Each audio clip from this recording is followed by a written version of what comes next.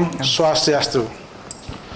Pemirsa, selamat berjumpa dalam acara perbincangan kita, dan kita sekarang berada di ruang kerja Ibu Gubernur Bali, Ibu Putri Swastini Koster, yang juga adalah Ketua Dekranasda Provinsi Bali, Dewan Kerajinan Nasional Daerah Provinsi Bali.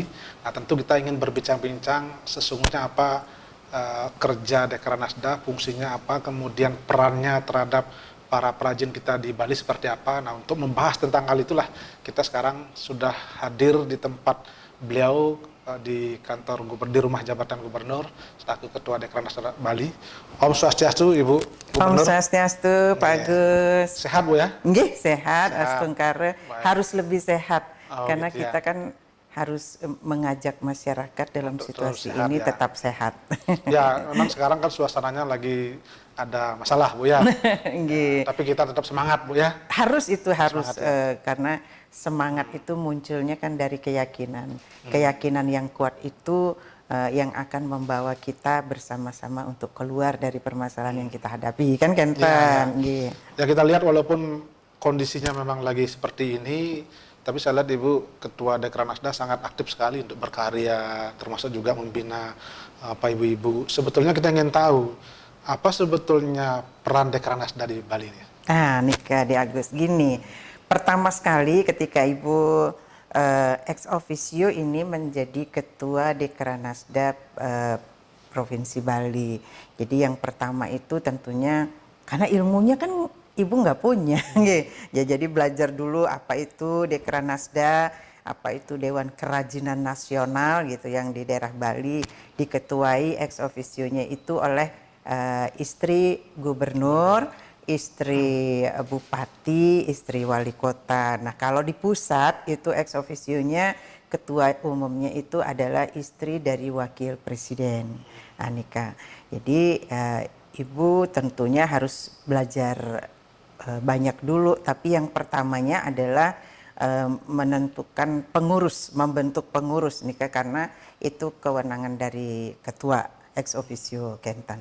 Nah, jadi Ibu lihat dulu susunan pengurusnya, ternyata di dalamnya itu banyak juga yang otomatis Kenten. Jadi ex officio-nya misalnya istri wakil gubernur langsung menjadi wakil ketua, istri sekda, kemudian di bidang-bidangnya itu ada beberapa OPD, kepala dinasnya, ada kepala dinas Perindak, Nika langsung jadi ketua harian, kemudian kepala dinas koperasi, kepala dinas apalagi ya, pariwisata, nah Nika, Dityang lihat begitu. Kemudian Ibu lihat juga lagi nih tugas-tugasnya Dumun apa gitu. Dari ada beberapa poin yang harus dikerjakan, tetapi Ibu pribadi melihat Niki supaya tidak tumpang tindih antara tugas yang dilakukan oleh Dekranasda dengan tugas-tugas dari Dinas Perindustrian dan Perdagangan. Makanya Ibu melihat Dika, Ibu mengambil kesimpulan bahwa Dekranasda tugas utamanya Niki seperti di dalam perusahaan itu seperti promotionnya, Jadi mempromosikan produk-produk hasil kerajinan masyarakat Bali khususnya, itu membawanya dari produsen memperkenalkannya kepada konsumen, Nika sesungguhnya. Nah, ada beberapa poin tugas yang harus dilakukan. Ibu berpikir itu lebih baik dilakukan oleh Dinas Perindustrian dan Perdagangan. Semisal ketika mereka memerlukan bahan baku, kemudian meningkatkan kualitas, itu perindustrian yang membina para pengrajin kita, UMKM kita. Nah, kemudian setelah jadi produk itulah, kemudian di sini Dekranasda berperan, itu membawanya kepada konsumen, memperkenalkannya kepada konsumen. Untuk tindak lanjutnya terhadap produksi, bila di dalam Ibu membawa itu produk-produk ada kendala di dalam promosinya atau yang ditemukan yang harus dilakukan, misalnya ketika ada produk baru dia harus memerlukan hak cipta seperti itu, jadi hakinya. Nah, itu kan di perdagangan. Jadi Ibu tidak mau mengambil kerja banyak, sedikit saja tetapi benar-benar bermanfaat.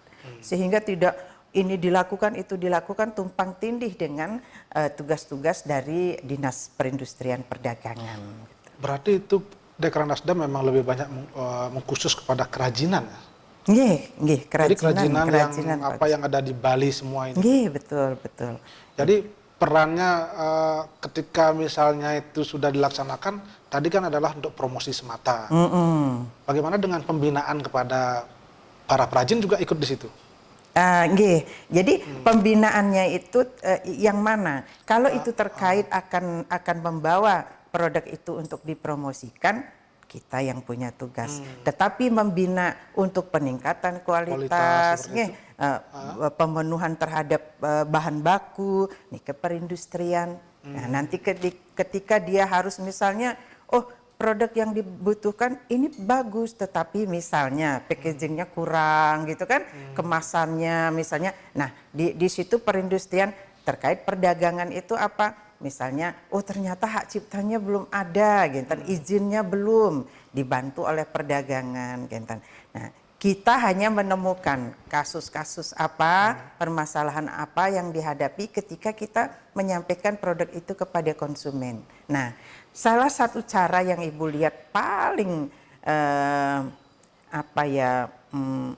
efektif untuk memperkenalkan yaitu melalui pameran-pameran, Genten. Jadi kita mengikuti pameran. Kalau semisal itu produknya sandang, busana, fashion show. Jadi lebih sering menggelar acara menyampaikan produk itu sehingga buyernya, pembelinya datang, Genten. Kalau selama ini yang Ibu sudah tangani Dekranasda di Bali ini, apa persoalan-persoalan yang sering dihadapi oleh perajin kita ya? Kalau di sebelum produksi, Nika, biasanya bahan baku. Setelah produksinya itu biasanya pemasarannya, Nika masalah besar, Pak Agus, yang dihadapi oleh pengrajin pada umumnya.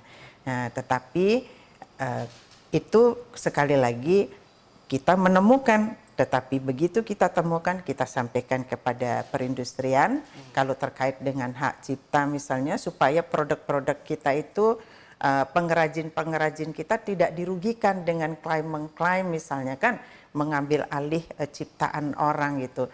Jadi kepada perdagangan hakik. Astung Karet sampai saat ini sudah banyak bisa ditangani oleh perdagangan terkait dengan pemberian hak cipta terhadap produk-produk tersebut. Baik, Ibu Gub, kita hentikan dulu sejenak. Kita akan break dan pemirsa, kami akan kembali nanti setelah pariwara berikut ini.